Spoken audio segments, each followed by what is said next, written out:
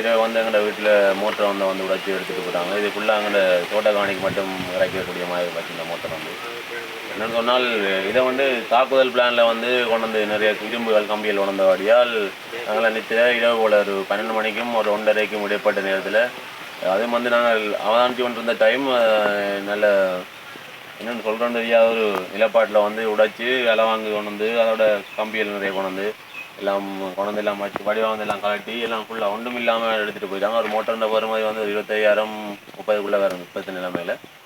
இப்போ எங்கள் தோட்டங்களுக்கு இறக்கிறதுக்கு வந்து இப்போ இந்த நிலைமையில் எங்கள் வசதி சூழ்நிலை அதை கொண்டு இப்போ ஒன்றும் செய்யலாத ஒரு நிலைமையில் இருக்கோம். நாங்கள் வந்து இதுதான் ஒரு பெருமையான சாமான் நாங்கள் வச்சுருந்தது. இப்போ வந்து தோட்டங்கள் பயிர்கள்டையும் உங்களை வாடி போயிருக்கு. இன்றைக்கு கிடைக்க வேண்டிய நிலையில் நிறைய கஷ்டத்தோடு இருக்கோம் இப்போ இந்த மத்தியில். இது வந்து நிறைய நல்ல பாதுகாப்பாக தான் நாங்கள் வந்து வச்சுருந்தோம். நாங்கள் அதோட பொலிசை நான் இதை பற்றி முறையிறதுக்கு இருக்கேன்.